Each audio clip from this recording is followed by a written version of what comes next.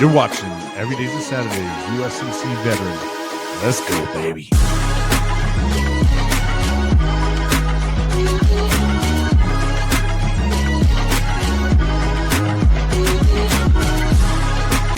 And here's your host, Bryan. Oh, this is not the right setting for us. Goodness. Gosh. Hey, good morning. Welcome, guys, back to another great episode of Coffee Talk with Bryan and Marie. And this is episode 33. What is so unique about that? Well, this is our last, this is the last episode, basically, where Marie's going to finish her story. And we're going to finish this season off. So this is going to be the end of season 3. How amazing. Welcome, Marie. How are you doing today? I am exhausted today. I did not sleep well and dealing with a lot of emotions of unmet expectations and trying to kind of process through some stuff. But I'm here. Well, I don't know if that time change is jacking you up or anything. Yes. That definitely is playing a toll, I think, on a lot of people. My son, the very first morning of it going to school, he said he was up at 4 a.m. I was like, all right, dude. Well, that's a rough start to the change of time, and now he's got to go to school. But Yep. when this episode actually airs, it is going to be Veterans Day. So all of our veterans out there who has served their country proud, we want to say happy Veterans Day and thank you so much for your service and thank you for everything you've done. And a huge shout out to the United States Marine Corps for 250 years of kicking some ass. And hopefully you guys are all okay uh, today. Round 2, right? So hopefully you're in it for round 2. Hopefully you made it through the night. Hopefully America is still standing November 11th because 250 years, I'll tell you what, the Marines do not need an excuse to run amok. But when you do give them an excuse, be prepared. Gonna be a muck for sure. At some point you need to talk to Willis over at the home front sit rep. He just created 2 songs about the Marine Corps birthday. So you'll have to check it out. They're pretty awesome. Oh yeah, I'm gonna have to go see what he's up to. I know he's doing a little like a Marine Corps panel Yep. for Marines that day, so I might drop in and go see what shenanigans they got going on in there. But let's just reflect a little bit since this is the last episode of the season, and hopefully you guys had the chance to go check out our last interview that we did here for Coffee Talk, and that was with Dr. Tony Dice, a Navy SEAL and author, speaker, founder of Bishop and Dice Defense. It was just an amazing story. And just to let you guys know, we were a little bit on a time constraint that day. God Well, bless and Marie. She I had was I was multiple, I was in between 2 funerals. funerals. Yeah, Right. so my She had brain was multiple not funerals. there. She literally went to one the day prior, and she had one that day as well after that we had to get off. That's why we had to kind of get through that one. So Yeah, we so probably will bring him Doctor back. Dice Doctor Dice, if you're listening, I apologize that my brain wasn't there. I apologize that we were quick, but it was so wonderful to meet you, and yeah, like Brian said, we wanna have you back. We wanna have you back multiple times because your story is awesome. You're doing some great things. So just thank you so much for being there with us. Yeah, and with that being said as well, we would like to thank all of our past guests that we've had on this season, and we started this coffee talk. I pulled it up. The very first one we did was right there, episode 10. I'm freaking, probably spewing out, and there she is drinking her hot cocoa. But we're gonna play just a little bit of this real quick, just to kind of show you guys how far we've come. Marie's stepped it up. She's, gotten herself a little more engaged now with getting stuff, and here we Forget forget about about that situation unless others sometimes shed a little bit of light on it. And sometimes you're like, oh my gosh, you know what? I kind of remember that. Or maybe you don't at all. You know what I mean? And now you're just basically living off of other narratives, you know? Yes. Yeah, and there was a lot there. Like I don't remember the specifics, but I know the body keeps the score, right? And there's a lot of things that I reacted to based on the traumas that happened back then. So um, kind of a little bit of the background, learning as an adult, my parents, they dealt with their own traumas in their childhoods. They dealt with their own stuff and the way that they reacted. All right. That was that was our first go at it. Starting the coffee talk off as co-host, and uh it has been an awesome journey, and we have really built upon it. And thanks to Marie, I would say thanks to Marie for really kind of opening it up for guests and working her ass off to get guests on the show. And I've been seeing invites all the way out to like February. So I mean, Oh, March now. We just got yeah, someone well, in March. all right, so there we go. You know what I mean? I can't even keep up with Yep. the invites. So you're definitely going to continue to see great things out of Coffee Talk. You will be seeing a little bit of a difference on the intro and stuff like that. We, you know, when you get into this with someone, you don't really know where it's going to go or how long it's going to last. But I do think that her and I both have the same sentiment about this and feel the same way. And I really appreciate what she's added on to Coffee Talk, because I was kind of at actually, really, to be honest with you, if you go back, you could kind of see there might have been a little bit of some lag time be from 9 to 10. And that was just due to the fact that I started kind of running out of ideas and stuff on my own, because the first 9 episodes was just me doing things that I kind of was covering a lot of stuff that I had seen throughout the past few seasons, and trying to get a little bit more, involved in it. But bringing someone else on, oh gosh, it was such like a saving grace. And now it's just continuing to build, and it's amazing.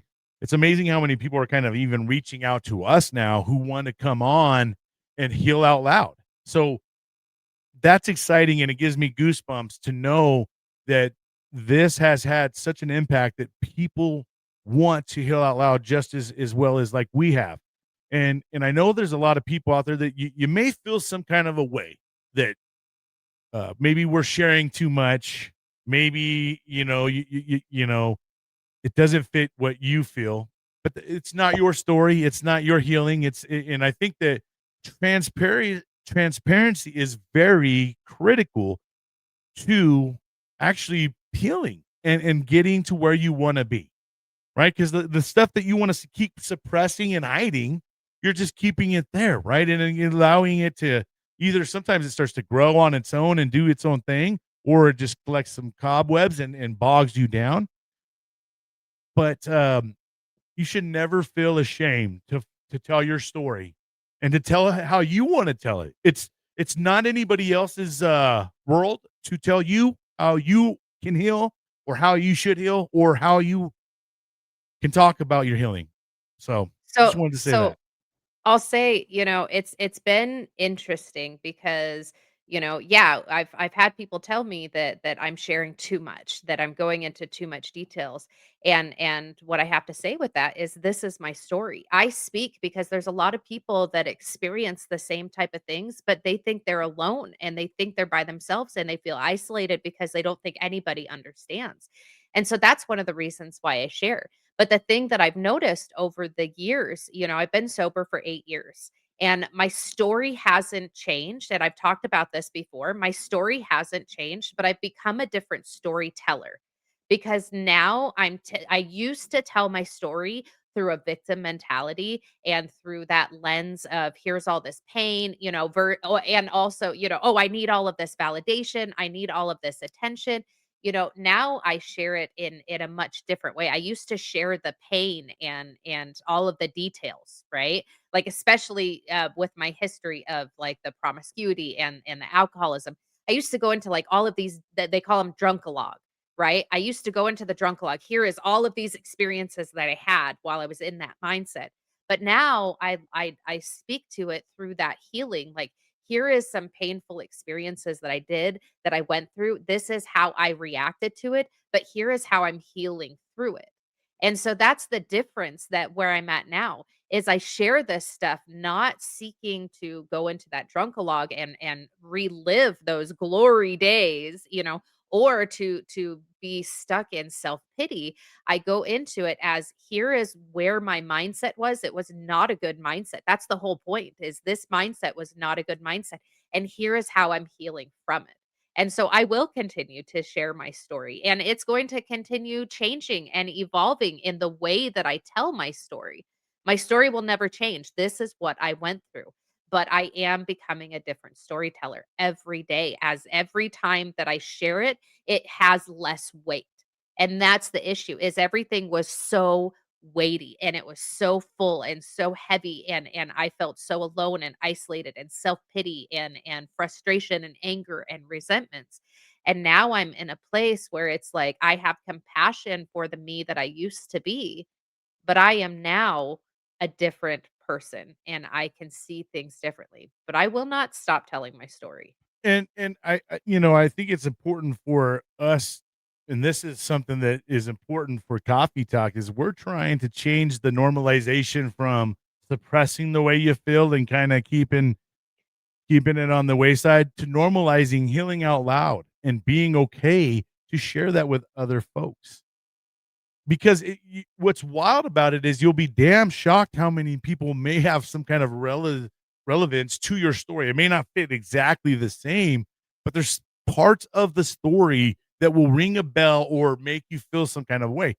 Why do I say that? Because I've experienced it as a host of the show and having so many guests on, and each every single guest that I've had on throughout the 3 years,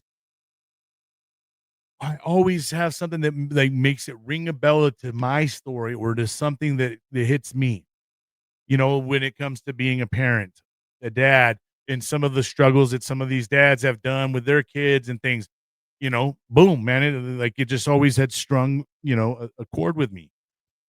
So, and it's helped me through my journey, right? By others healing out loud and me hearing their stories, because it has made me feel way more comfortable to tell my story. There's parts in my story that I am not tooting my horn or trying to glorify myself for it. It's me showing you guys like, hey, I was a human and I did things, and there's a lot of things out there that I'm not exactly proud of, but that did not define me. At the end of the day, some of those trials and tribulations that I experienced did not define the person that I am today. It's helped build me up to the person I am today. It's made me learn about things that were good or bad about myself. I've had to do a lot of reflection by being able to talk and hear others too, right? Because when you hear it, it starts to make you reflect about your situation sometimes. So, I am a huge proponent now of healing out loud. And a lot of people think that you got to go and go see a therapist or something to that nature. I don't necessarily always agree with that. Is it good? Yes. There great things that you can benefit from it? Yes. But sometimes the best therapy you'll ever get is talking to your brothers or your sisters who have experienced something that you've experienced, and they've dealt with their little world to get through where they're at today. But I think the bigger moral of all of this is to try to help the younger generation not go through like 20 years of issues before it's too late, and then you've already had a family and your kids are adults, and all of a sudden time's passed you by, and now all of a sudden you're like, gosh damn it, where did the time go? Hey, let's live more in the present now and start fixing ourselves, and stop trying to put things back in a filing cabinet and deal with it later. Let's deal with it as they come, get ourselves better that as soon as we can and move forward. And I'm not saying you have to be better that day in an hour or nothing. Sometimes it takes time. It takes time, but man, when you get there and you get that clarity in your head when things come your way, oh my gosh, dealing with things are so much easier and better for yourself. Well, and the thing is it doesn't have to be out loud as Brian and I are, right? Like Right. we're here on this podcast. We're putting our voice out there. But healing out loud does not mean that it has to be, in public, Go to your support groups, go to the VA, talk about, what you have in with your friend groups. It's just about using your voice and not letting it fester. However you do it, and then, I've talked about this before, I just started this Facebook group, Slider Babe, right? All about creatively healing out loud. Use your pain and use creativity to share healing with other people. Use creativity to heal for yourself and then share that with other people and explain, "Hey, this is what this creativity meant to me. This is what this represents," whether it's art, whether it's music, whether it's woodworking, whatever that may be, explain to people, hey, this is what I use to heal and this is what it means to me.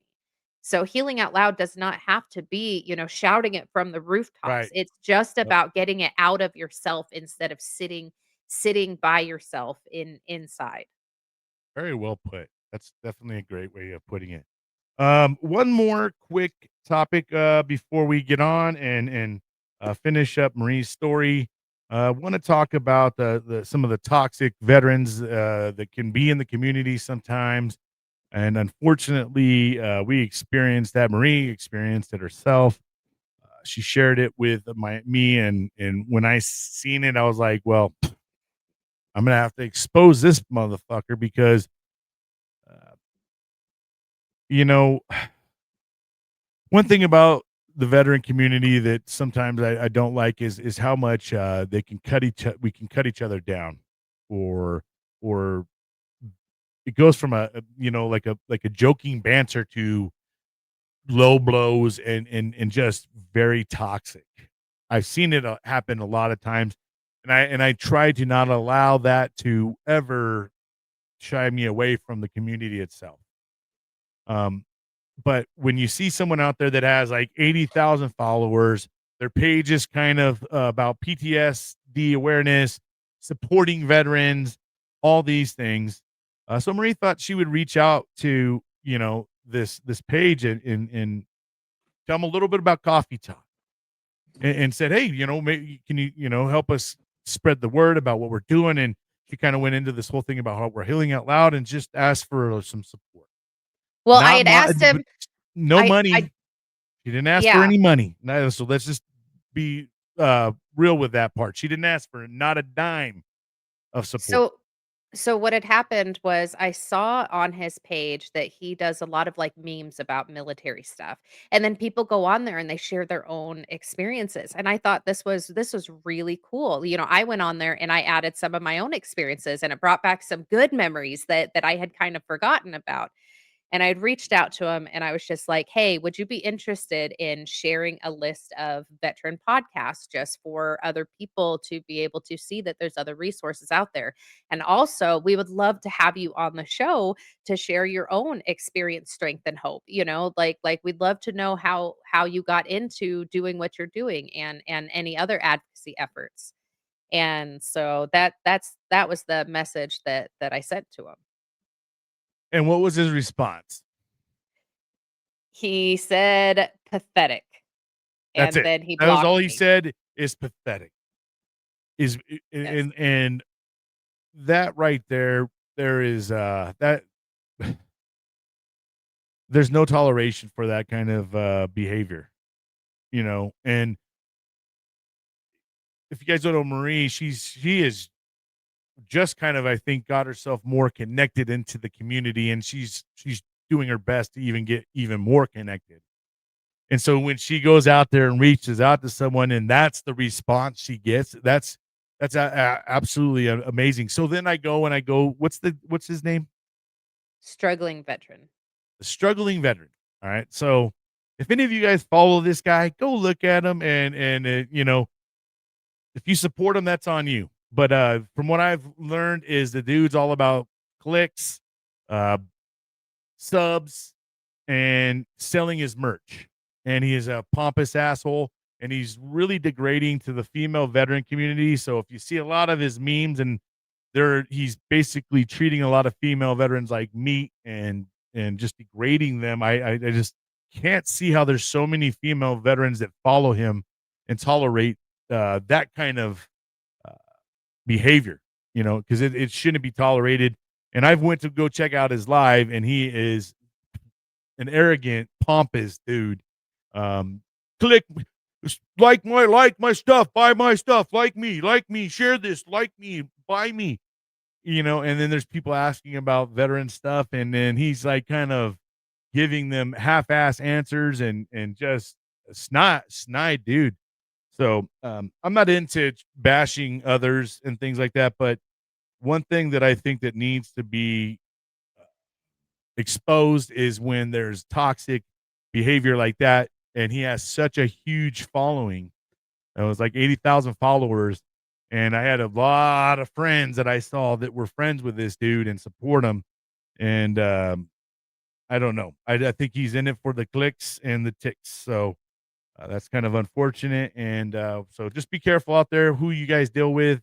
Not all veterans are the same. Some of them out there have different intents than others. And some of them, are just really toxic. And Well, and I had to like when that happened, I really kind of had to look at myself and I had to say, was I being disrespectful? Was I being, harassing and kind of like rereading what I did? Like I don't think that I was. oh, not at all. And That's maybe why it maybe he fired was me up. and the thing is maybe he was just having a bad day. And the reality is like, the way that I look at things is, hey, this isn't a door shut. Like if he ever wants to collaborate, if he ever wants to come and share his story, I would love to hear his story because maybe he's got some pain in there and maybe this triggered Good something. point. And that's if that is the case, then so be it. But come and tell your story if you want to. We gladly will hear what you have to say. This is not a door closing. Like yes, it's frustrating and yes, it was hurtful and it made me sad, but I am not angry about it.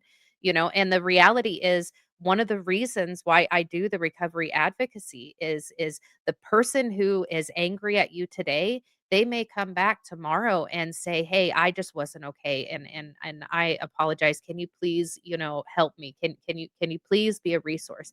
And so again, this door is open. If you don't like what we have to say, if you're frustrated at, if we reach out to you and you don't like that, and not just for him, but for anybody, if there's something that you hear that you don't like, come talk to us. This door is not open. We may be frustrated right now, but we still love you and we're still here. And no matter what the case is, there I don't believe that there's any shut doors, you Yeah, know. and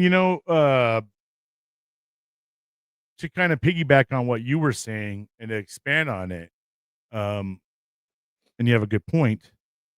The general community is probably a lot of different mental health issues with a lot of people. So we are dealing with a lot of hurt individuals that have kept in all their pain and anger, and sometimes they lash out on the social media platforms because really there's no checks and balances with it, and you can kind of be a tough guy all you want on social media, and if it's a avenue for them to kind of get out however they feel, well, so be it. But I guess there's part of that you do got to keep in consideration a little bit that when it comes to the veteran community, you do got to think about, hey, what struggles, are they not dealing with? Because that's the way we've all been taught, and we're still dealing with and that's the hard part a little bit about this show, and where some of it people may not be favoring it is because you're dealing with feelings, right? And that's something that we've been taught not to deal with in this community. So it's kind of maybe a little uncomfortable for some of y'all to hear about feelings. You know what I mean? Because now you have to deal with some shit you don't want to deal with and get involved with those feelings, but like I said, it when you get there, it will be liberating to yourself to finally allow yourself to feel out loud and just, and like Marie said, it doesn't have to be you speaking it out. If journaling maybe helps you or, whatever you need. And if you also want to come on our show, once again, you're always welcome to come on and share your guys' stories with us. Um, Probably the best person to email is marie@ciderbabe.com. She will shoot you the calendar and get you Yes. guys scheduled on there. She's great at doing that. Well, Um, and the reality of all of this, right, is like we sit and talk about helping people find their voice and healing out loud. If this is his voice and his community and he is finding healing in that, then so be it. That's on his. It sure. might not be our flavor of coffee, right? Correct. It might not be Right. our flavor of drink, Very but if good that point. works for him, and if that's helping other people, awesome, but I don't agree with the lashing out on other people, just say, Sure. "Hey, I'm not interested." You know, that Correct. that The I calling feel you like would have been pathetic a was better. where he, Yes, overstepped his boundaries. yes, He coulda kindly yes, either just ignored the message in general, right? yes, Or just kindly said, "Not interested, thank you." Just yeah, something to that effect, but to call you or yes, to call the situation pathetic is where I like, again, it spiked the nerve yes, for me, you know what I mean? but the Because the I know your reality is. intentions. Yes, but the reality is, if this is working for him, awesome, and that's the thing is there you find your voice, find your community, Right. just try not to lash out on other people. That's all I'm saying. But we are all about finding your voice and your community. And so again, there's no hate, there's a little frustration, but there's no hate. Yeah. So, but yes, Well, please reach out to me thank you for whoever. level setting me a little bit on that because I felt a little more hate than that. So, but no. Yeah. Well, that's the thing is and this kind of goes into what I'm going to kind of go into today about that idea of resentments and frustrations and expectations. We can have the greatest motives in the world and we could reach Mhm. out to somebody or try to have conversations with people, but we have to let go of those expectations of what we think they should react like, and this is where it's all about giving it to God, giving it to our higher power. Like in recovery we talk about being powerless. We are powerless over people, places and things, but we are not powerless over how we react. And so we can have these emotions, but we don't have to lash out on other people, and that's lashing out on them because they lashed out on us or just lashing out on people overall. And so that is the thing is when we can learn to let go of expectations, then we stop taking offense to what other people do, you know? 100%. I think expectations are, you know, they're what you expect, right? It doesn't sometimes the other person doesn't even know what your expectations are, Yes. but you assume that they do, and that's something that I think a lot of people do is have these expectations and then they don't get met and then they're pissed and then it's be weary of expectations. They may not always appease you. Well, and this is where okay, we will kind of connect back to my last episode of talking about stuff. And after we do our little commercial, then I'll read my poem that kind of brings us into it. But the last one, episode 22, I was talking about how I was stuck in it. And I love how God's like, "Hey, let's put all this stuff together," right? But that last one, I re-listened to it and it was talking about how much expectation I was living in when I got out of the care facility. Mm. And so what I'm going to do after we do our coffee talk thing, I'm going to read this poem that I wrote talking about the expectations and then kind of move forward with my story. Well, let's go ahead and get into that because we've already spent the first 30 minutes of just celebrating, talking, and doing what we do. So let's go ahead and give a huge shout out to our sponsor, Cash Coffee. We thank you so much, guys, for allowing me to be affiliate and share your guys' great story and your great products that you guys have and opening your store up to us. And we hope for season forward that you guys will see maybe a little bit more, and maybe we kind of do a monthly thing in there and bring in a whole bunch of people that just love the place and have, healed out loud themselves. There's a couple things with that. Okay, so after this airs, it will already happen. So Cash Coffee is doing a Veterans Day event on Saturday on the 9th. Okay. So this is already aired, so you won't see that. But they're also doing a Christmas or a Thanksgiving and a Christmas Mhm. celebration where it's open to anybody. If you guys want to go sit and have a meal, reach out to Cash Coffee. They will let you know all the details. But also, I am in the process of setting up, and I've got to talk to Jamie and Mindy still, but I'm in the process of setting up an outreach event with a couple VSOs to come sit, and then we'll do, if Brian's okay with it, we could do a live episode over there while they're doing this outreach and have customers come talk and have people come and connect. And Ooh, so I like that. Little I'm inside.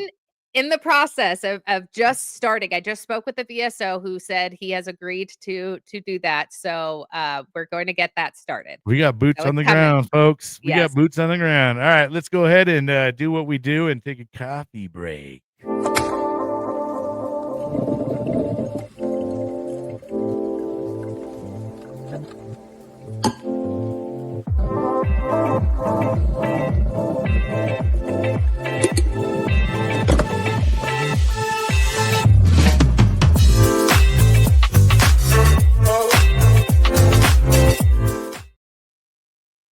Thank you guys once again, Cash Coffee. We love you guys, and just thank you so much for all you do for the veteran and law enforcement and just your community. Thank you guys so much. All right, guys. Well, it's time. It is time to allow Marie to finish her story. And as you Technical guys heard, difficulties. the last time that she told her story was episode 22. So it's kind of funny that we're finishing off on episode 33. And now we get to hear her finish her story. And we're going to go ahead and start it off with one of her amazing poems as well. So give her the floor herself. Here. Okay. So I am going to read this poem. I think I've already read it on the podcast, but I'm going to read it again because this is kind of where I was last year and building into this year. And so this is called Continuing in Faith. And it is in my book. Again, I'll show, I'm in the process of reprint still. So more me than I used to be, a journey to freedom. And I'm still in the process of it. But in the book, I've got 4 poems that's my journey series. And so this is a journey poem number 4. Have you ever wondered what it's like to feel safe or how you can find comfort when life makes you chafe? Have you ever heard that voice from deep inside that tells you that it's time to get off this bumpy ride? Have you been so lost the idea of light was crazy and sitting in the darkness made you feel less hazy? This is what my life was like before the journey started. And here is what my mind was like before the clouds had parted. Unmet expectations, resentment, then frustration, then logic out the windows. That's the way my brain goes. Then loop to loop, it goes around. Solutions to this can't be found. In it, I can't stop this mess. I'm going crazy, I confess. I couldn't find a path to safety. I felt I had to fight everything and everyone each day and each night. I couldn't find safety. I didn't feel free, even though my life seemed so happy go lucky.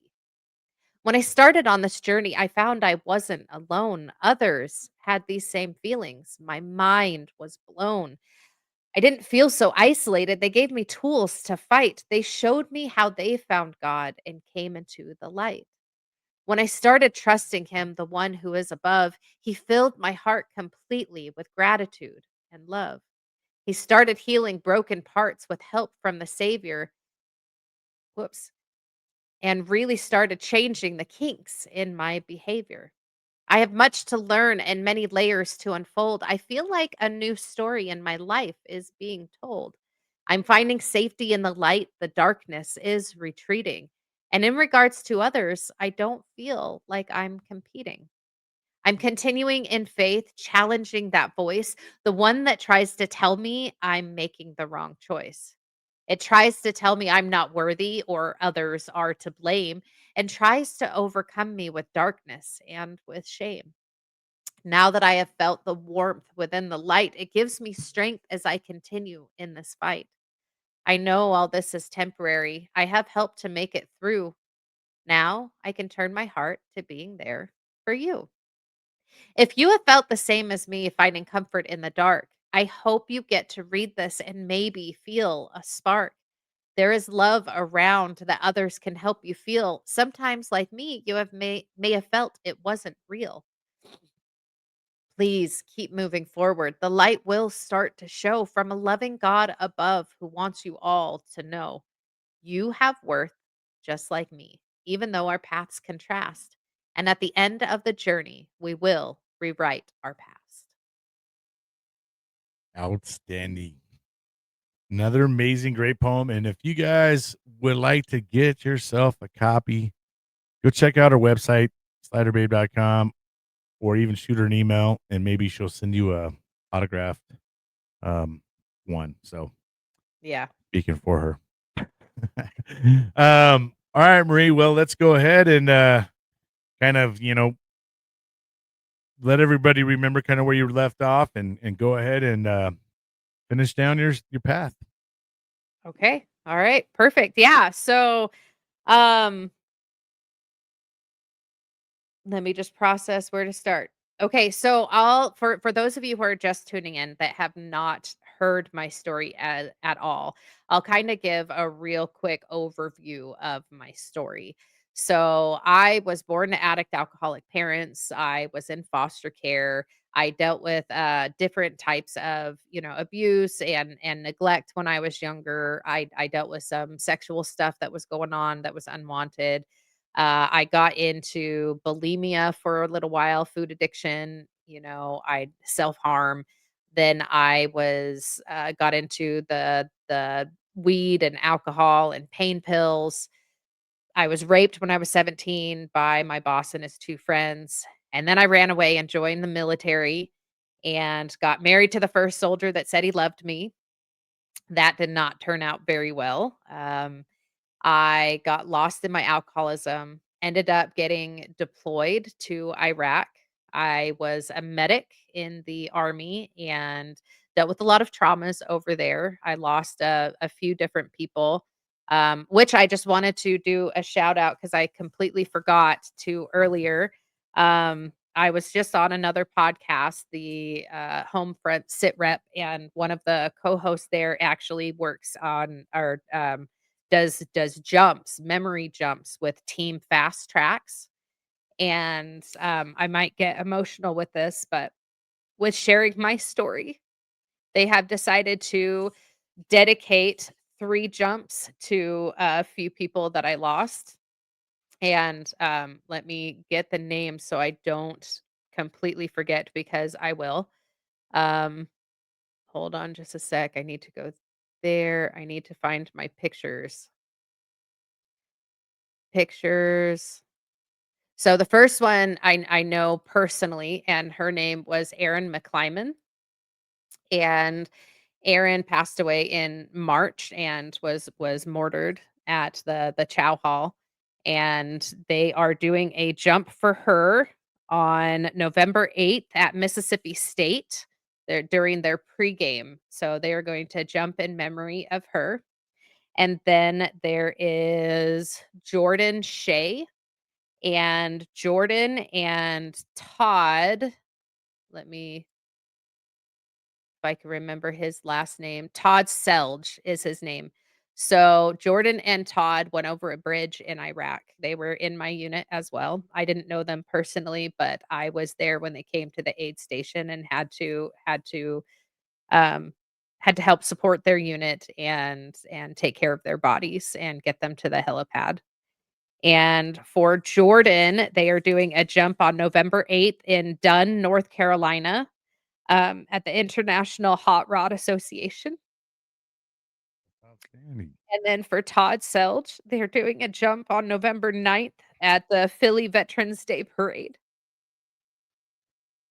Love that. I'm so grateful. I'm That's so grateful. outstanding. Yeah, so And so cool. as soon as I get the pictures, what they do is they take the picture of the fallen soldier and they will take a picture before they get on the bird.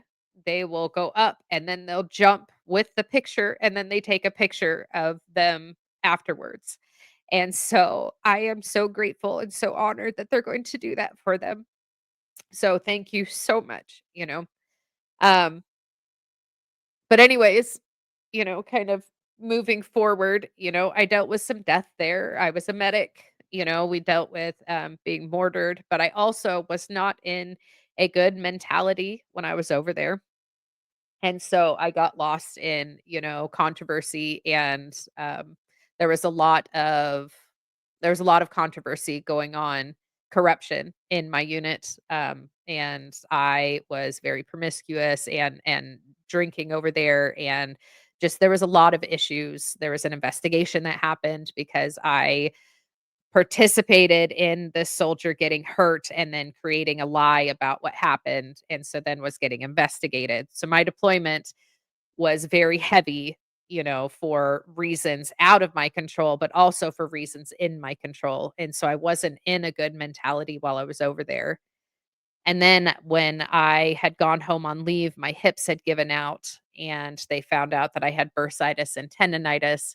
And I ended up, for the last year and a half of my service, grounded to a desk job and got medically discharged. But during that time, my alcoholism got worse and I was not in a good mentality. So I got out of the military and got into a codependent alcoholic relationship, tried going to school, got my associates, but dropped out in the middle of my bachelor's due to a bad breakup and just getting lost in my addictions. Ended up moving to Florida. When I got to Florida, I I hit a pretty low bottom, almost got in a car accident with a really good friend of mine. Ended up going into recovery and getting sober. In my sobriety journey, I have been through the psych unit twice. I lived in Florida and then North Carolina and here in Utah finally. I have dealt with a lot of the mental health stuff, did trauma therapy, dealt with a lot of I gained a crap ton of weight for a while, and then I started losing the weight. As I started losing the weight and I was going through trauma therapy and really addressing a lot of stuff in my life, my body started falling apart. So I'm already dealing with the mental health stuff, I'm sober, but my body started falling apart. I now finally have this diagnosis of hypermobile Ehlers-Danlos syndrome, which is a genetic condition where my body makes a defective collagen. And so my joints are kind of falling apart. And so I ended up getting hip replacements. I was in a care facility for 8 months getting my hips replaced. During that time, there was a lot of, triggers that happened. I was dealing with a lot of death around there and natural death, which I wasn't used to. I also started dating my now husband while I was in the care facility, and we got married while I was in the care facility. So this brings us to the beginning of last year. So January of 2024, I get married to my husband. A week later, my service animal cat passed away. A week later, I get my other hip replacement. So then as I'm dealing with my stuff in the care facility, my husband's going on his own parallel journey of working through his own mental health stuff. Now that we're married, he's feeling safe, kind of processing through his stuff. So then this brings us to March. So that's like just a really quick, overview of my life. And if you want to know more details, we have gone through it from episode 10, 11. Yeah, about 10, I think, is where we started. Okay. Yeah, and then, yeah, it's been Yep. pretty So much yeah. yep. Episode 10 to 22 were kind of breaking apart Brian and I's story. And then we started having a bunch of guests. And so now we're here. So starting from when I got out of my care facility. So my husband and I got married while I was in there, and he moved all of my stuff into his house. And then I moved in. When I moved in, okay, and I kind of touched on this last time and just a little bit ago. When I moved in, I was full of a lot of self-pity, "Oh, poor me. I'm 30 something and my hips are needed to be replaced." I'm also dealing with my hips are not healing the way that they're supposed to because during this time we also find out that I have a uterine prolapse. Mm. I find out that I have, well, I already knew, but I have arthritis in my SI joints. I've got pelvic floor dysfunction. My knees and my feet and my ankles are collapsing because my arches have collapsed even more and just all of my joints are hypermobile. So my hips are not healing the way that they're supposed to. So I'm dealing with a lot of pain, a lot of frustration. People are talking about, "Oh, you have your hips." Oh, this was one that I really was frustrated. "Oh, knee surgery is way worse than hip surgery." That was told to me so many different times, and I'm like, "Yeah, but do you have all these other comorbidities? Like, do you know people who have all of this?" Anyways, there was a lot of frustration that I was dealing with, a lot of anxiety, and then you add on top of that so I'm young, my body's falling apart, I have not been able to take care of myself. I also have had the service animal for so long and now she's gone. And now I am married and moving in with my husband. And this is my first actual relationship in sobriety. Now, I have had all of these expectations of what a relationship was supposed to look like. Like it has to look like this way or else it's wrong. And I moved in here and we have to have separate bedrooms because we both have PTSD and we both have COPD. Like we literally like keep each other up. And for me growing up, if you were in a separate bedroom than your spouse, oh, that means something's wrong. Right. And Yeah. so that was something there that I really had to challenge, and I was like, "Oh, well, wait, what?" And so even though my brain knew nothing was wrong, my nervous system did not. And so there was a lot of that like, "Oh, crap," and so That there's probably that. played a little bit into insecurities as well, I imagine, Yes, right? very much so. You know, even though I logically understood the reason, my nervous system and my inner child did not, because my inner child is so used to when people don't sleep in the same room, something's wrong.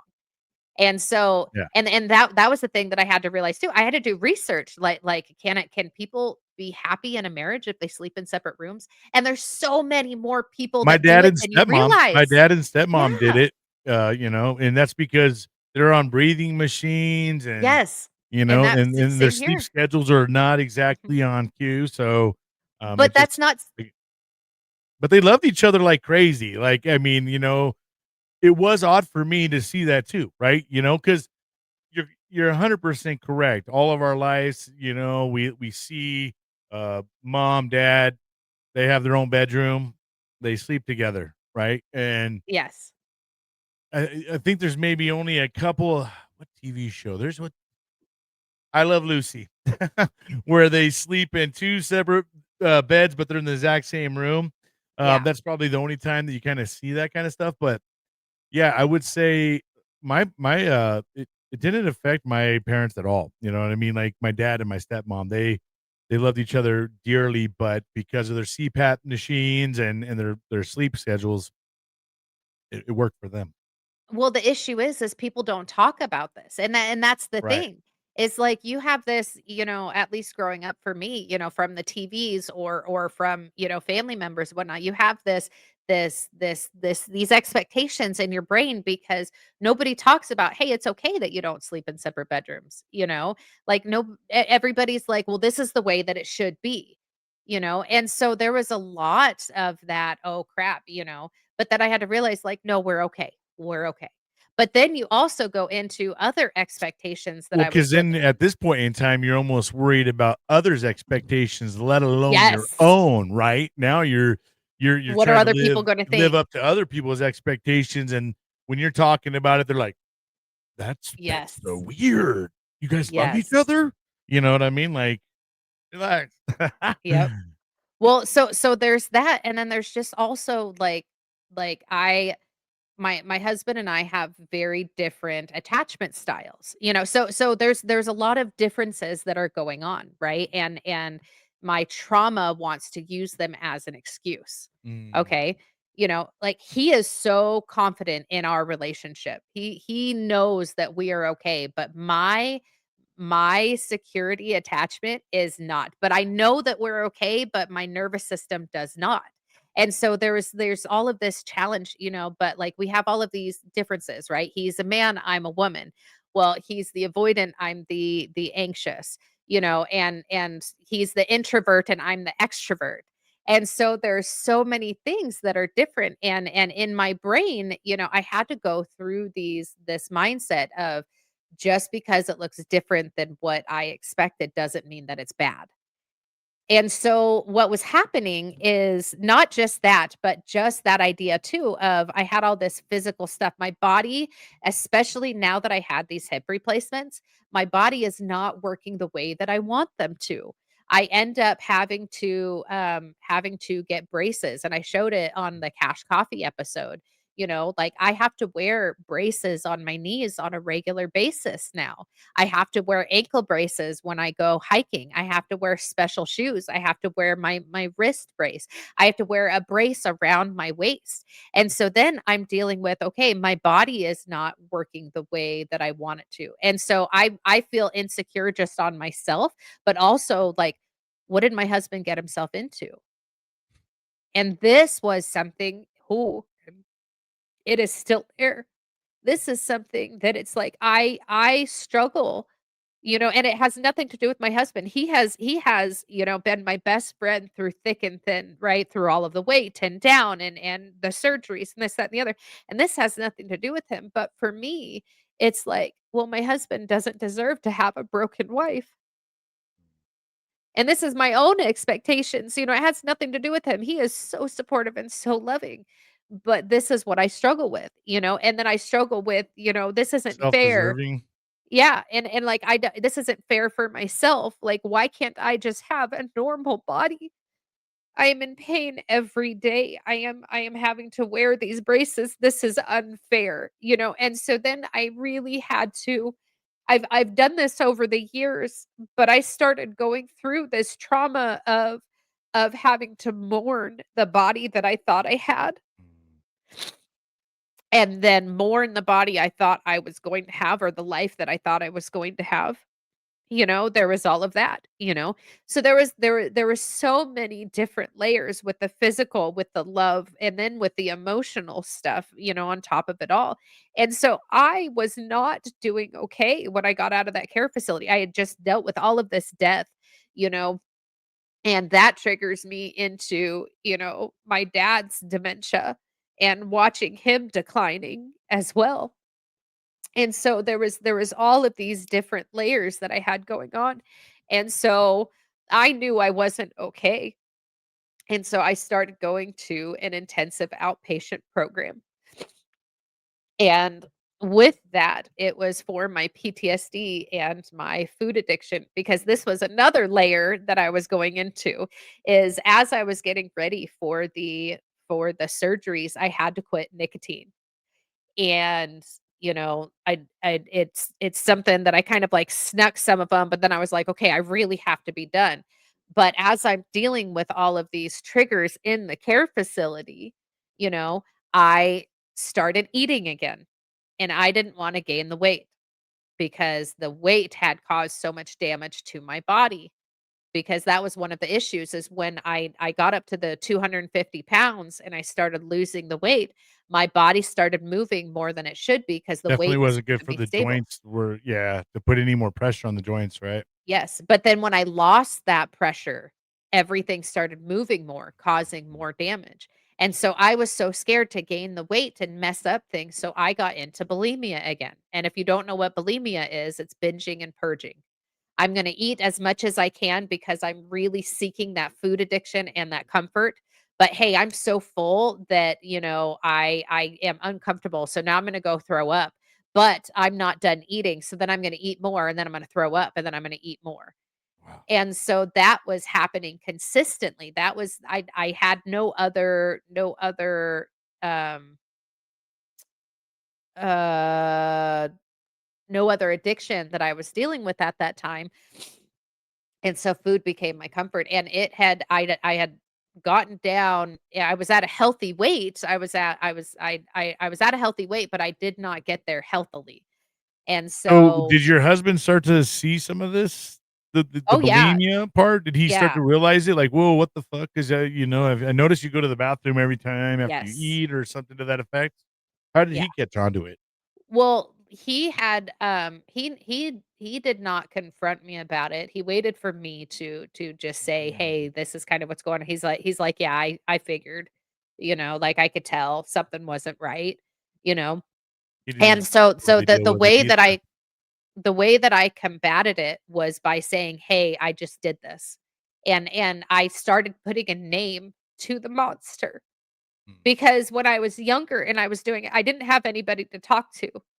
But at this point, when I got started into it, you know, I had this loving, amazing man who was there with me, and I was like, "Hey, I'm stuck in this, and I'm doing it, and I don't know how to stop," you know?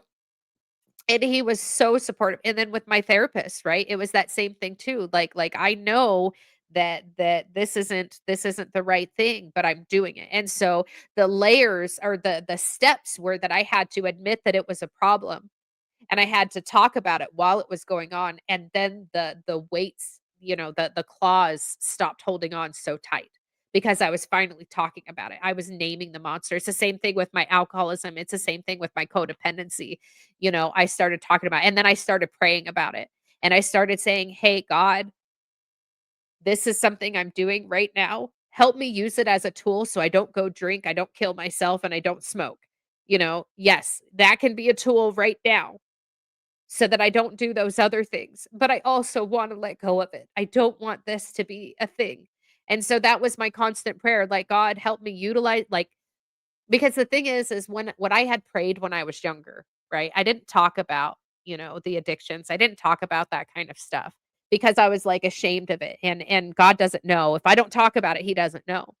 And so where I had to get to is, like, God sees it all. You know, and the people I care about see it all too. So just put a name to it and say, "Hey, I need to use this as a tool right now, but I don't want it to have control over me." And so the minute I started giving it over to God and saying, "God, you use this as a tool." He used my weaknesses as strength. You know, I utilized the bulimia for a little while because I didn't want to kill myself and I didn't want to smoke. And then it got to the point where okay, I could finally let it go, but I needed extra help to let it go. And so I've got I've got the bulimia going on, and one of the reasons why the bulimia was such a big tool is while I was in the care facility, you know, I'm being confronted with all of this death, with which the only death that I had been confronted with before was unnatural death, was suicides and Iraq. And so I didn't really deal with death. And so that was something that brought back a lot of triggers. And then I don't remember if I talked about it last time, but they did an active gunner, an active shooter drill at the facility. Did I tell you about that? Yes, yes, actually, Yes. you did. Okay, so they did this active shooter drill I was in like, there. that probably would work very well with a lot of the people Yes. having PTSD. Yeah, Yeah. And so that was an issue that happened too, is like, you know, my husband played somebody who got shot dead in my arms, and I had that's to right, scream yeah. out and yell for help. And that brought me back to the little boy that was shot and his dad screaming out for help when I was in Iraq. So there was like all of these different layers of being triggered in there. And then there was also an incident where this guy, this older gentleman that was in the facility, at one point was alone in a room with me and basically told me he got away Right. with some sexual stuff, sexual assault. And so that triggered me. So anyways, this whole time I'm in this facility, I am dealing with these triggers. So then, you know, fast forward, I move in with my husband and I don't know how to react because I've had this care every day. I've had these people taking care of me every day, and then I come here and it's just me and my husband. And my husband, explained that there were times that I would get triggered and I would dissociate. And again, for those who don't know, there's a difference between dissociation and disassociation. Disassociation. I'm uncomfortable. I'm going to go and have a cigarette. I'm going to go have a drink. I'm going to go walk away from the situation. I am physically doing something to get out of the situation. Now, I had gotten to a point where I was no longer disassociating, with as many things. Like I wasn't, I'm years without a drink. I'm not smoking anymore, but I was dealing with the bulimia. And so sometimes I would disassociate and go throw up, you know. But I was trying to overcome the bulimia as well, and so there were times that I would stay in situations that I was uncomfortable and I would be triggered emotionally, and my husband said that I would dissociate. And so what that means is my brain goes bye-bye. I'm staying in the situation even though I'm uncomfortable, and then my brain says, "I need to protect myself," and I'm gonna go bye-bye. So what would happen is my logic brain would go out the window, and then my emotions would take over and I would turn into like a 12-year-old traumatized little girl again. And I would just act so super emotional. Mm. And yeah, it was like I was a child again, like I was a teenager and like having a temper tantrum. And so then I would have to find a way to come back into my body and then walk away from the situation to calm down. But I didn't know how to do that at first. And so that leads me into the intensive outpatient program. And so the intensive outpatient program was so phenomenal. It was 16 weeks and it was 3 hours a day, 3 days a week. Wow. Yeah. And so that program, so a lot of people think that IOPs are just for addictions, but it's not. It's also for the PTSD. It's not just for drugs. It's not just for alcohol. I did it for my PTSD and my food addiction. Okay. And so my husband was doing it alongside me with his own PTSD stuff. And so we would go in there and we learned about the actual chemical processes that is involved with triggers. Mm. And we learned about, different ways to address those. We learned new coping skills. We learned how to address what was going on and take the steps forward to get out of it. We learned how to mm, like we have already been really good at his stuff is his and my stuff is mine, but we learned even better how to say, I don't need to take responsibility for your stuff. You don't need to take responsibility for mine. What I do has nothing to do with you, and what you do has nothing to do with me. Even if I do something to offend you, that's on you if it offends you, or vice versa. And so we learned how to separate our stuff even more, which was fantastic, you know. And then we also learned, they go through in the class, we go through talking about here are my values. Okay, because the issue is when you're stuck in the emotions, you're not thinking about your values. You're not acting based on your values. You are acting actively against your values. Because you're utilizing the addictions and you're utilizing codependency and you're utilizing, that kind of stuff. So what we did is we learned what our values were. And based on our values, we rated them. And we said, what's our top two values? And on those top two values, then we started saying, okay, well, those top two values are now our priorities. What do we want to focus on? So for me, it was my big one was relationships and emotions. And so I knew that in order to take care of my relationships, I had to deal with my emotions. And so with that, you start creating goals. How can I live up to these priorities? How can I focus on these? So then we learn about goals. Now the entire time we're doing this and we're making plans moving forward, this specific program and it's Lakeview Hospital in Utah in Bountiful. So if anybody in Utah needs an awesome program, Rick, he was fantastic. Like the program is just amazing. And they work with a lot of veterans and active duty members from Hill Base. So he focuses a lot on cinema. And so what he would do is he would show video clips, and on the video clips, they would be real life situations.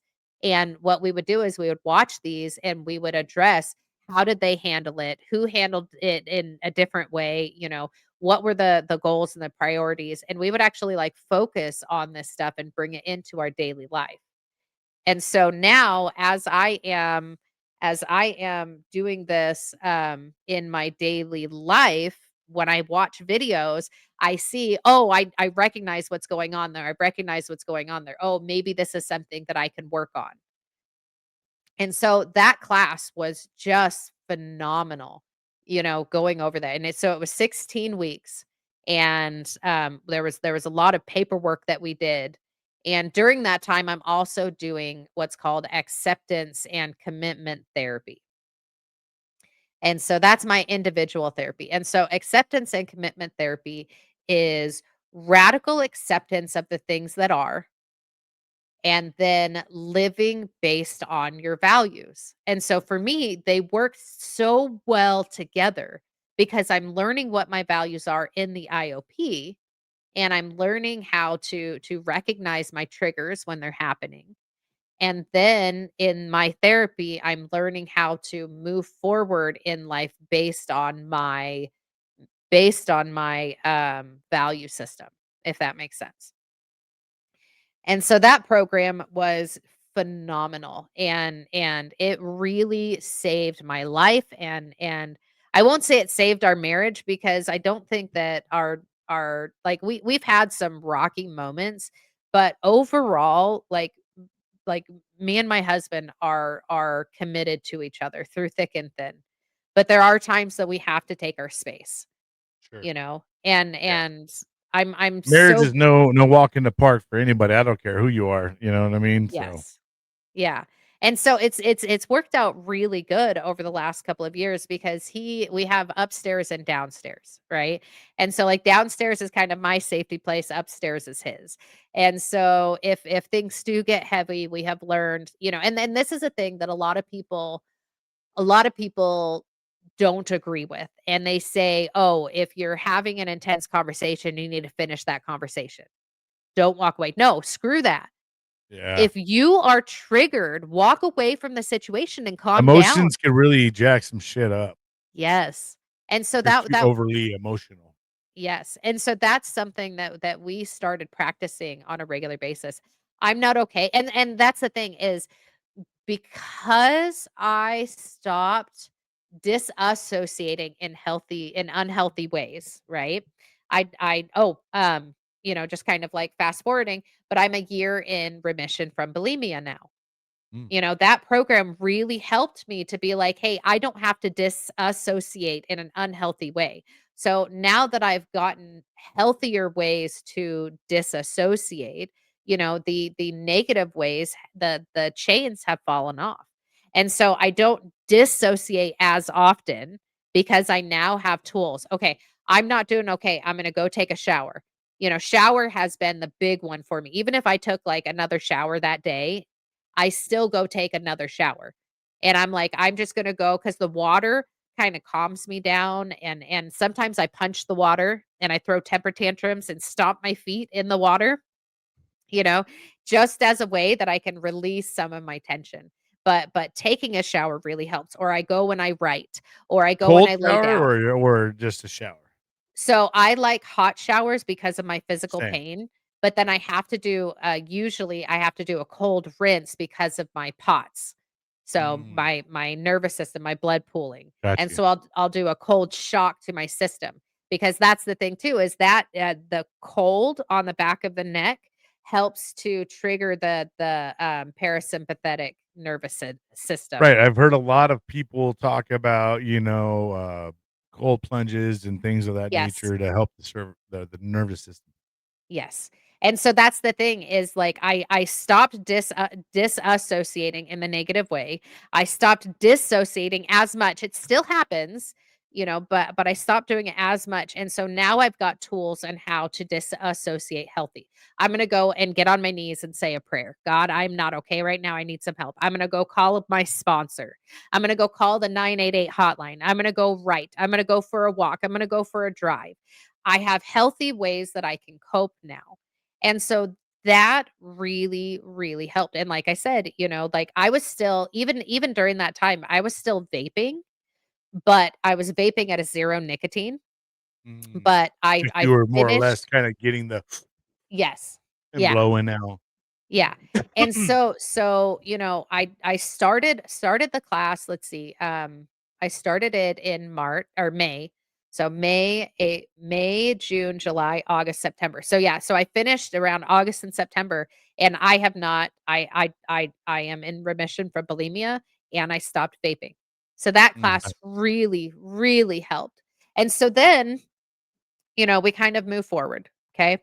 So after I did that class, the next few months were just kind of trying to find a balance. How do I live in my life instead of letting life control me? And so there was a couple other instances, we had the holidays that came up after that. And in my brain, I had all these expectations of how things were supposed to look. And at first I was like, "Oh, if it doesn't look like this, it's so bad." And instead, I was able to, okay, and my husband and I had a healthy conversation. He's like, "Listen, the holidays aren't as important to me. If they're important to you, let's just have a conversation of what you want. Instead of building up the expectation, let's have the conversation." And so then we did that. We had a conversation. I was like, "Okay, well this is what I would like to do for our holidays." And so we were able to enjoy ourselves, but Thanksgiving was a little bit harder because we hadn't had that conversation. And I had all of these thoughts of this is how it needs to look like, and so then finally we had that conversation. It's like, "Hey, just tell me what you're wanting. Instead of having expectations, let's have a conversation." And so then Christmas, like turned out communication? amazing. Yes.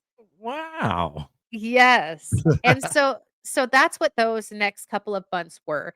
It's like learning how to use my voice instead of allowing the emotions to take control, because for so many years my emotions have taken control. And did And you have somewhat of expectations of your husband too, that he should just know how you're feeling? Or, yes. I Oh, mean, yeah. right. So, I mean, obviously, a lot of that, I imagine, is starting to subside a little bit as you guys are, you know, Yes. kind of working through it all. Yeah, yeah. So I really had to learn how to use my voice. And so it fast forward into now, I'm using my voice in a different way, but like back then I had to learn how so over these years of letting go of the addictions has really been me finding a way to utilize my voice instead of hiding it, instead of running, instead of blame. The couple years before was finally using my voice. I'm not okay. I am not okay mentally. I'm not okay physically. I'm not okay spiritually, because that was the thing too, is I had to go through this spiritual transition, but really realizing that I'm not okay. And so now it's okay, I've already established that I wasn't okay. I've gotten all this help. So how do I move forward in my life, and how do I have a voice as I'm continuing in my life? And my husband has been great at that, and really has been such an amazing supporter, as in like, "Hey, use your voice, but remember this has nothing to do with me. You could talk to me about this, but this has nothing to do with me. This is all you." And I've been able to do that for him too. Like he shares what he has going on, but we have really gotten to this point where his journey, the best explanation that I have is, a DNA strand? Mhm. Okay, you know how it's got that double helix that wraps around Sure. itself, and then it's got lines that connect it? I always thought that we had to be one line parallel going the entire way together. That's what a relationship was. But no, we are this double helix that are living our own lives, but then we have lines of connection. And that has helped me to let go of codependency. It's Right. like he has to have his journey emotionally, spiritually, physically, all of that stuff. I cannot take control of his stuff, and he cannot take control of mine. And he doesn't love you less, right? Yes. Because of how he processes, his love language is different than yours, Yes. right? Yes. And so we're learning how to speak each other's love language, Love but yeah, it's languages, yep, completely different. But it's also this goes into like spirituality, right? Growing up the way that I grew up, there was a lot of the family has to have spirituality together. It has to look like this. We have to do this. We have to do sure, this, you know? yeah. And so I really had Societal to, expectations, yes. So I really had to also let go of his spiritual journey is his. My spiritual journey is mine, sure. And so 'Cause you there's guys a aren't gonna lot. you're not gonna answer for him one day, and he's not gonna answer Yes. for you, right? We all have to answer for Yes. ourselves. Yeah. And so anyways, yeah, so next couple of months, between we'll say I got out of class August, September timeframe, probably to about January, February timeframe was just learning how to live again. I finally have these tools and and this is one of the reasons, around this time, and I'm gonna cry again.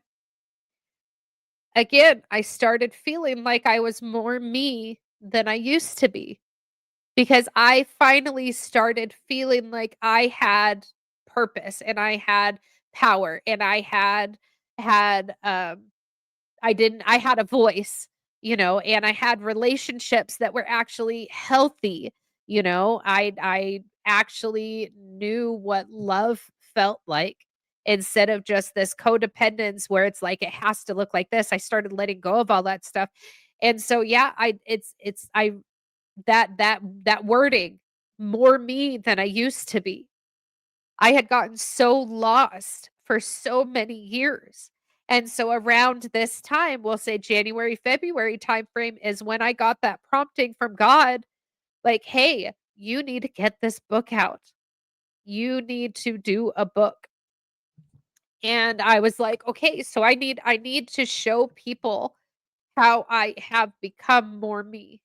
And it's been this journey. Hold on just a sec.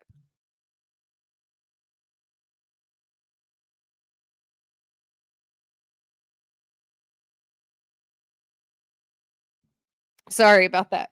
But, it's kind of like, God was like, "Hey, you have found your journey, but now it's time that you show others." And so like I have done service work. I've done recovery work and stuff like that. I have done service work in church and in the recovery groups and other ways. And I've used my voice. God Uh-oh. basically said like, Okay. "Hey, are you ready?"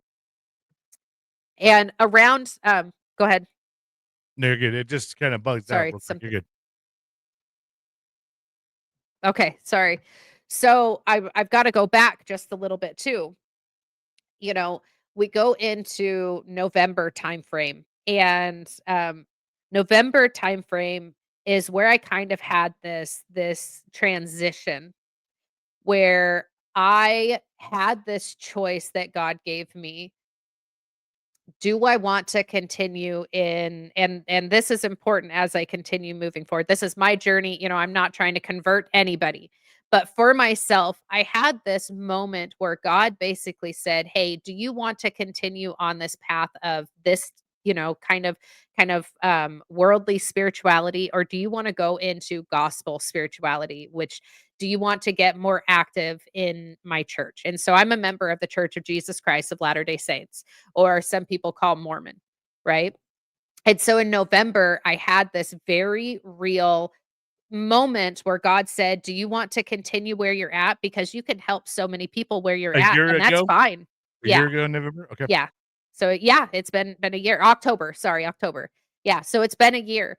But it was a very real transition where God's like, "Hey, I can use you where you're at, but if you want to level up, let's do this." And I was like, "Okay, God, I don't know what's gonna happen, but I'm ready to level up, and I don't know what that looks like," you know? But that's the thing, like, he wasn't shaming me for where I was. He was like, "Listen, I can use you where you're at, but if you're ready, there's some steps to be done for you to keep moving forward." And so I was like, "Okay." So I made that decision, and then I started doing temple prep classes for my church because it was like, "All right, it's time to move forward." And so with this moving forward, I ended up getting my temple recommend. And so for my church, it's you do we do work inside the temple for people who have passed away. Like, we believe that God wants everybody to have the opportunity to be baptized, even if they're not baptized here, just in case the church is true, right? That's the simplest explanation that I can give. Just in case the church is true, we want people to have the opportunity, even if they don't get baptized here. So in the temple, we get baptized for them. And so that was just another layer of connecting this world with the other world and the spirituality. And with that, there's just different it's just a different layer of spirituality. And there's a lot more that goes into it, but I'm not going to preach at the pulpit here. If you're interested in learning more about the church, please reach out to me and I can talk to you about it. But this is just to say that there was this added layer that God was like, "Hey, you are stepping up to a new layer of spirituality and a new layer of advocacy." And so this goes into my service work, just moving forward. Here is just another layer of this. So then we go into January, February timeframe, and I also started, as I'm leveling up, it's like, "Hey, now it's time to redo your step work." And there are more layers in your sobriety that I want you to work through. So I'm on this new layer of spirituality. I'm on this new layer of recovery work and working through my steps and working through more of my resentments. And so then we go into God's like, "Hey, let's keep going. Are you ready?" Because there's more. And things start coming like a fire hose at me. And God's like, "Here is these extra steps that we're moving forward." And so then he says, "Hey, I want you to do this book. You're finally feeling more of who you are spiritually, physically, mentally. Let's keep moving forward." And so then I get prompted to do this book. And it's that book of poetry of just my journey of getting to where I'm at. So as I'm talking to the editor, getting this book together, I'm continuously writing more poems. And the one that I read today is one of the last ones I wrote for the book. And that one was kind of like, okay, God's like, let's finish this off. You're letting go of these expectations and you're letting me drive. You're letting healing be a part of your life. You are not being stuck in the past anymore. So let's keep moving forward.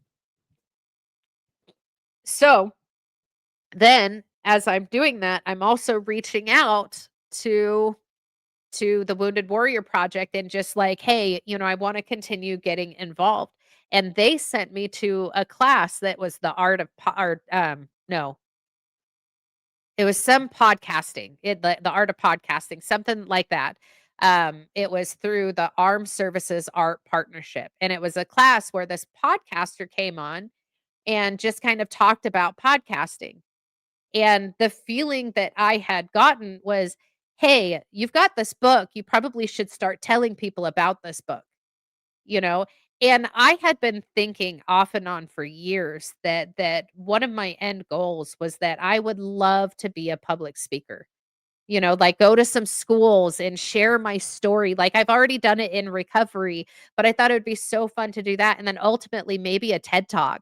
I think that it would be so awesome and so You got fun to goals do that. going on. Yeah. Yeah. So, but I didn't know where to start with that. And so then the feeling was, "Hey, maybe you could start podcasting." So this kind of leads me to how I met you. And so what happened was I did this class, and the dude that was talking on the class, he made the comment like, "If you're not ready to start a podcast yourself, go be a guest." And so he told me about podcastguest.com. So if anybody is looking to be a podcaster, or to be a guest, or if you're looking for guests, podcastguest.com. We are not affiliated with them, but that is how Bryan and I met, and it's just an amazing place. Yes, I've had over 30 or more interviews from them. So they contact me once a year and they always do like a big release and give me this huge list of people. So yeah, great company. Yeah. So I went on there and, they send out weekly invites, and the very first invite I got, Brian Roof was on there with Every Day is a Saturday, and I was like, "Okay, well, maybe I can get on there and just kind of share my story." And just things blossomed from there. So I'm dealing with all of I'm working through all of these layers of the mental, the physical, the spiritual, and now I get a platform. And of course, I'm gonna cry, Brian. Brian gives me this platform to just share my life and share my story. And so I come on here, on Brian's show, and I get to share my story with him, and he sees something in me that I didn't see in myself. And he says, "Hey, you have a voice that is worth being heard." And so Mm. then Brian starts, sharing, letting me share my story. And we start this podcast, and it has just turned into this beautiful, amazing, wonderful thing. And I'm so excited about being a part of it, you know? So okay, I kind of fast forwarded a little bit, but I just want to say, I am just so very grateful, Brian, for this opportunity that you saw potential where I didn't think that I had it. And it's just been wonderful. And I'm going to get more into that in a minute. But I have to backtrack a little bit. Oh, sorry. Get me there. Mm. Yeah. So backtracking. I did this that I looked at podcastdesk.com. I found Brian. I sent out a request, and didn't really think much of it at first. And then I started getting this book published. And my husband and I decide to go on our honeymoon. So we had planned it a year before. We didn't spend very much money on our wedding. Our wedding was very simple. It was at the church. I had a friend that I traded a photography session with. We bought cheap rings, a cheap dress, and then it was just my parents, a friend of Brent's, and then the photographer and my bishop. So we did it at the church. We didn't spend money, so we decided to go all out on our honeymoon. And so we went on a month-long cruise. And I got a really, really good deal with it, and so we basically got paid to go on the honeymoon. Outstanding. And huh? I said outstanding. Yeah. So it was fantastic. So we went and did that, but while we were there, again, there was a lot of expectations that I had to really challenge, because I'm like, "Oh, we're on our honeymoon. We have to spend 24 hours a day together." That did not turn out so well because, like, it just doesn't work like that. So I during that month, again, was about we had 3 different honeymoons. We had my cruise where I did a lot of the socialization. We had Brent's cruise where he was in his room and working on his computer stuff. And then we had the honeymoon cruise where we actually like did pictures and we did activities together and dinners together and stuff like that. And so that was a whole lot of fun, but while I'm doing that, I'm getting all these messages about the book and kind of processing through getting the book together. So we get back and the book gets published, and that's around the same time that Brian had me on his show. And so that kind of started the beginning of all of this, of the PTSD to advocacy, the healing out loud, and this journey has just been fantastic, you know? And so I got a bunch of my books printed out, and I started doing different networking events. And with the different networking events, I've realized that this book, this first book, is not about money. And I started realizing that there were so many different people who could utilize my journey. And so I am working on a nonprofit partnership. And again, if anybody is interested, my hope is that this book, I can get donations from people where I can get this book into treatment centers and jails and institutions, because I want people to know that healing is possible, you know? And I already had a friend that bought There's 10 of hope. my books. Yes. I already had a friend that bought 10 of my books, and I sent him out to North Carolina so she can give them to a treatment center. Like these books, more I've sold a few of them, which has been wonderful, but most of them have been, "Hey, this person really needs to see some hope. This person really needs to see some hope." So I've given away so many books.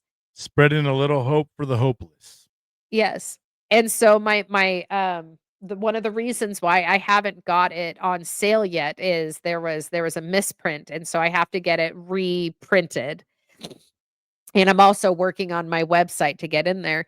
But this book has just been it has been wonderful, but it has been a jumping point it's been a speaking point.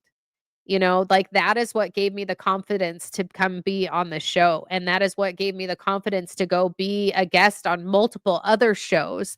It's just talking about, hey, healing is available, you know? And so with the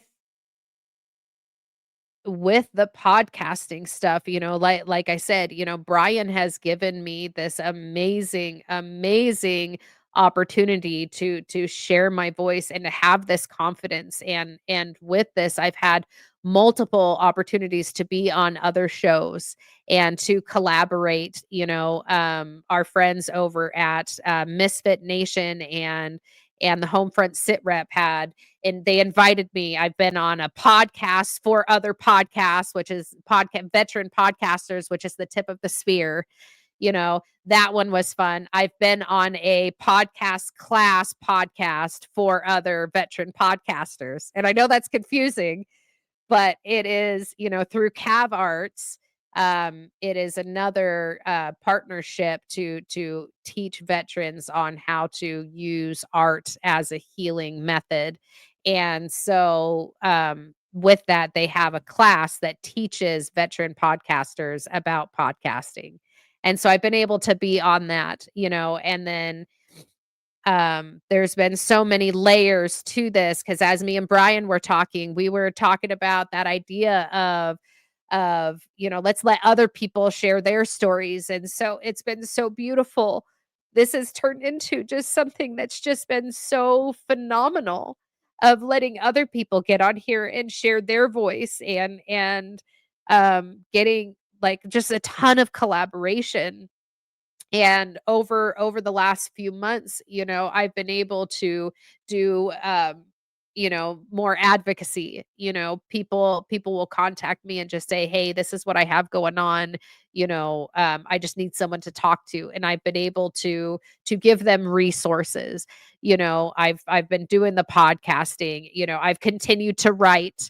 I started the Slider Babe community, to kind of share how I'm healing out loud using creativity and encouraging other people to do that too. I've been able to go to multiple networking events, and I my life is busy now, where for a long time it was just distracting. My life is full. I have A purpose lot and of I have purpose. joy. Yeah. Yes.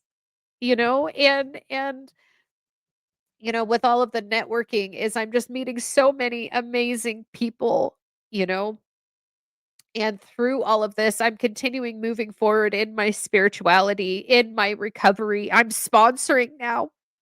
Like I haven't in my 8 years of sobriety, I wasn't able to sponsor because I was so lost in a lot of my You traumas. weren't ready. Yeah. Yeah, and so now I'm sponsoring and working through the steps with other women, and I'm still working through my steps. And then my husband and I, we still struggle. We Sure. still have, moments of the unmet expectation.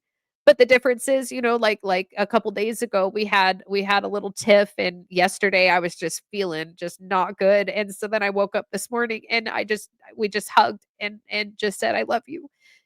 Like we can overcome things even though we go through these struggles, and most of the time it's me, and this is not victim shaming or blaming. Like I am crazy sometimes. Like I take things so personally or so literally, or my nervous system just takes control still. But I don't have to let it drive me to the addictions anymore. I don't have to let it drive me to isolation or frustration. I can feel the emotions, and sometimes it takes a couple of days, but I can let go of the emotions and I can say, "You know what? This is just it just is what it is," and I can move forward and I can find love and hope. I turn to my higher power on a regular basis, and so life is just it is still heavy some days, Sure. but I have so many tools and so many outlets, and I've like I said, like I feel better now. That's the best way to say it. I just feel better. And I feel love and I feel compassion. And I allow myself to feel the heavy emotions. And one of the things I want to touch base on with that, with the heavy emotions, in July, we talked about this before. I lost my dad. Mhm. And even a year ago, if I would have lost him, I don't know how I would have reacted. Probably not very well. I was not in a very good place, but as I've been going through this IOP and this commitment therapy and the spiritual healing and this speaking my voice and sharing my emotions with other people and advocating for others, I allowed myself to feel the emotions. I allowed myself to get angry. I allowed myself to get sad. I allowed myself to have compassion, and I was able to recognize, because I had been in that care facility and seen natural death, I was able to recognize that there is joy in death, that they are not suffering, that body that my dad has been in the last couple of years was just a shell. Like, that wasn't him. His dementia had gotten so bad. That wasn't him. And when he left us, he's in the spirit world now, and I feel him with us, you know? And I have been confronted. Last week, I went to 3 different funerals. It wasn't just 2, it was 3. Mm. My friend's mom, a friend of mine, this was this old crazy dude that was in the care facility with me, and then another friend's mom, and I was able to be present with everybody. And I wasn't lost in victim mentality. I wasn't lost in pain. I could feel the joy that comes in celebrating someone's life instead of being lost in the victim mentality. I've dealt with some heavy things, and I am finding peace and I am finding joy. And so, anyways, this is just kind of where my life is right now. Is it is this There is ups and there is equally heavy downs, but neither of them are equaling each other out. Like, they're not forcing over the other one. It's they just both are, They you exist, know? right. Yeah. Yeah. And so I'm just feeling so much better about things, and sometimes I have to slow down, because sometimes I take on too much. And so one of the goals that I have set up, so I'm a part of a couple different advocacy programs, and one of them is the Wounded Warrior Project Talk program. And so what that is you can get set up with a counselor, and any veteran can get set up with this. You can get set up with a counselor who will check in with you once a week. They can help you set SMART goals and check in with you about your goals. And so one of the things that I am doing with that, and then also at VA, I do a cognitive type therapy where we are helping me to slow down, because even though I am in a much better place emotionally, I still have cognitive processing problems and memory problems, and I still struggle with the dissociation because I'm borderline. And borderline personality and PTSD makes this perfect thing where even if I am addressing a lot of my dissociation, it still happens sometimes without my control. And so we are learning how to slow my brain down so that I can be more in the present because I also have ADHD. And so all of that stuff is this perfect storm. And so I'm utilizing between these two programs with the VA and the Wounded Warrior Project, I have created these SMART goals. And what I do is every week I check my calendar and I say, is this something that I can reschedule? Is this something that I can cancel? Because as I can cancel some of my planned events, it helps me to be more present in the moment and have spontaneous opportunities.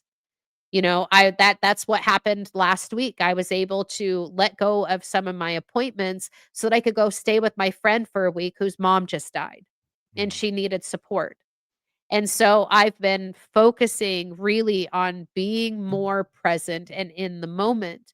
And so one of the SMART goals again is to what can I delete from my day or from my week? And then with the Wounded Warrior Project, it's how can I be more spontaneous? And so with that, throughout the week, I am working on walking more. I'm working on going for drives. Working on going and being in nature or doing something that I've wanted to do, but I keep putting off. And so as much of the advocacy as I'm doing, I make sure that I am putting time for myself and putting time for God, as well. What am I doing spiritually? What am I doing for my recovery? And so it's trying to find this balance because there is such a thing as helping too much. There is such a thing as taking on too much service work or taking on too much advocacy. So I take a step back and I'm like, I'm not okay today. I need my space. And so this is where I'm at right now is kind of finding that balance. And so I'm doing that. I'm being a part of life. And then I also am doing other classes as well. Like the Armed Services Art Partnership just had a 6 or 8 week um spoken word class, which was phenomenal. And so that helped me because it's something that I enjoy doing. My poetry is spoken word. I write so that I could share it out loud. And then, we had Mike Sears on who was the teacher of that class a few weeks ago. And so I'm making connections and I'm finding joy in life now while I'm also feeling the heavy emotions. And so it's definitely a balance, but I've learned that if I let go of control and let God kind of guide it all, that weird things happen. He gives me energy to get a lot accomplished, but also gives me that space to take care of myself. So I'm just so grateful for where I'm at right now. It's sometimes heavy, but sometimes wonderful. It's been a amazing journey, and getting to hear you heal out loud. And I gotta say, you've come a long way, And one thing about Marie, when she got on this, she would watch back a lot of our recordings, and she just was trying to figure out how to get herself better. So she even went out and got herself some podcasting equipment. Um, she's really grown a lot, and it's been an amazing journey for us both, and just as appreciative as she is to be on the show, I'm appreciative to have her as a co-host. Um, I think that it brings another element to the show. We have the male side, and we also have a female version, and sometimes males and females we think completely different. So it's great to kind of have the two different perspectives when it comes to healing, and she gets to be on that sentiment side. I get to be more on that that male side, and and and and it's great that we can combine the worlds together. And I just thank you so much for opening up yourself to us, opening yourself up to the world. You're doing amazing things, and amazing things will be come from, because I know you're a grinder, and she is extremely passionate about connecting with the community and helping brothers and sisters heal. Uh, and it's one thing to take your struggles and turn them into success, right? I have a great buddy of mine, Sean Lowry out there. He has struggles from struggles to success, and she's an extreme great example of that. And not to allow our struggles define us. Because every single one of us, we have our own struggles, and we process through it differently. Some of us react in hateful manners. Some of us just shut down completely. Everybody has their own way of doing it, and there's no right way of doing it. It's just that we want to start getting to a level of feeling comfortable in our own skin, in our own body, and not be ashamed of the things that we've done before in our past that are behind us. Um, and I'm just excited. I'm excited for the future for us both. I'm excited for her poetry. I would love to do one episode and call it "Growth of a Poet," and kind of have her walk through her growth of poetry. Because as you can imagine, right, a lot of it goes with the correlation of her life and how she's going through things. So you got to imagine that probably in the early days it could be a little bit darker, Yes. a little bit My high more school stuff. Yep. correct, a little bit more on the dark side, and then you can watch her journey as she starts to come up to the light and surfaces. So I think it would be amazing for us to get to hear that perspective of how you grew with your poetry. And I would so love to do that because there's some poems that I wrote back in high school that were pretty dark. yeah. And, like that was the thing is I wrote about the darkness, but I didn't have a solution. I didn't have healing. And so now when I write about the darkness and some of them get really dark, but then I write about the healing because I have found that hope. Right. So that's the great part about that. And what you're gathering from now is from memory. Some of those were from actually going through it in the Yes. moment, Yes. so that's the growth part, right? Is watching you through what you're going through your poetry, because you can definitely see the growth in it. And that's why we really would love to highlight it, because there's other people out there that may be healing the exact same way you are, Yep. and they don't feel comfortable with what they're writing, or that, and just show that evolution of how it goes from the start of you just use that as a way to get it out, put it Yes. on, put it somewhere, right? And get it out of this part and transfer it somewhere else. So I think that'd just be an awesome little walkthrough. So next season, we will dedicate one whole episode to her growth as a poet, and that way we can kind of see her transition.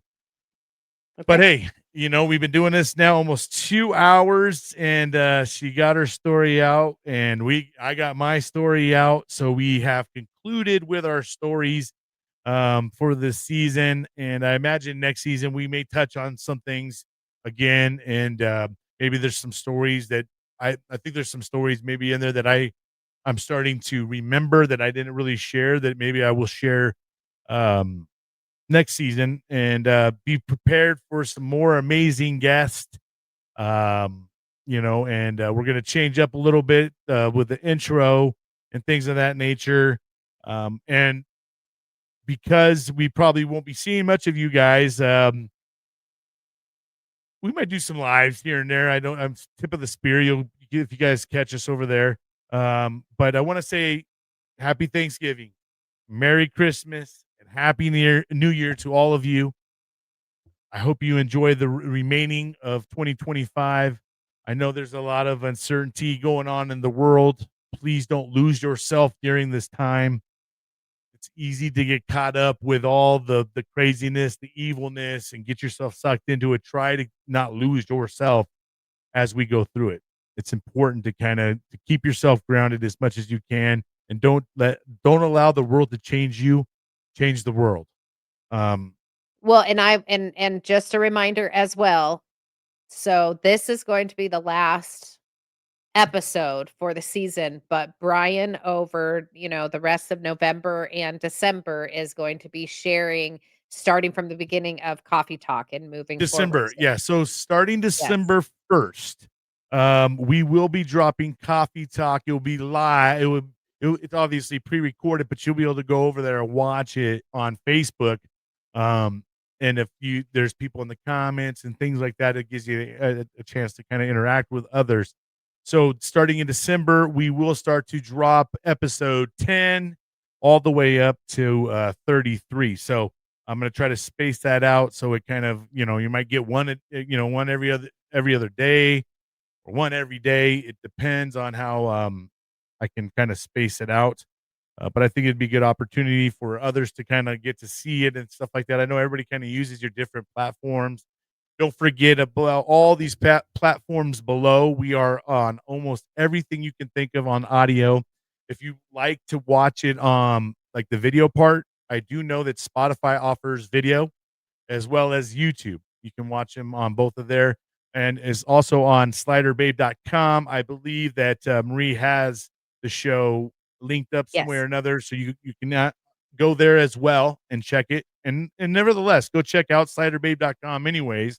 You can Go give her also some traffic and help her go click on some stuff, interact with her website so she can get in that algorithm world. Yeah, and you can also sign up to be a guest on there. And we Yes. actually we have opened up. So we already had the son of a veteran. We had the teacher of veterans, and next season we are going to have the spouse of a veteran. So if you Outstanding. have, yes, and I'm so excited because she's a poet too, and she is fantastic. Love it. So if you are involved in a veteran's life or veteran advocacy, we want you on here too. So if you're a veteran, or and so I will say this too, even if you had a horrible experience in the military, that's okay too. Come Yeah. share your The good, experience. the Come bad, and talk the to us. ugly. But We don't be we're not. open. Yeah. Be open with it, like, we're Yep. also going to have, a friend of mine who is still in the service that he is going to come on and share. So if you are interested in sharing your story, good, bad, and ugly, please come on sliderbabe.com. There is the scheduling link on there. Outstanding, and, thank you so much, Marie, for all the work that you do on the backside and setting up a calendar for us, getting, the guest on, and just, all the insight you put in, and also she's also building up, guys, uh every time we have guests on here, they always spit out all these great organizations that help them get to a better place. We don't want to forget about them. So she is doing a great job of compiling a list of all the different organizations out there. And she's just trying to put it out there, share it with the masses. Um, obviously a lot of it she's been able to kind of help up. If you're in the Utah area, there's a lot Yes. of local to you that can help you in the Utah area. And that's just because she's been able to link up with a lot of amazing people like Cash Coffee, who they are kind of almost like a VSO themselves, Yep. almost a homemade VSO. So there's a lot of great things also that we're working up to for next season. I promise you guys are you're gonna love this and get more of us. And Yes. And I also want to do a special shout out. He probably won't be happy, but I'm going to do it anyway. A special shout out to Che Gardner. He is in Arizona. He is the owner of Drover Automations, and he is my business partner, my silent business partner who has been helping me with my website. He's the one who set up the scheduling link and my website, and we're working through getting a store set up and everything. And he has been phenomenal. He's been tracking all of my emails and all of my traffic to the website and stuff like that. So he has a customer relations management portal. And he has not gone mainstream yet. He probably won't for a couple of years, but I still want to shout out to him because he has been phenomenal at he is instrumental at making this stuff work so smoothly. And so, Che, thank you so much for all of your help, with everything, because we wouldn't be booked to March without his system. So just so grateful for you. So thank you, Che. And as we're on the thanking you, I would like to thank again Cash Coffee once again for allowing us to use you guys as a sponsor of the show. And once again, we will put a link into the description of the show, and that's just that it's affiliate program. We get a little credit. Any money that I make off of any of this would go right back into our show.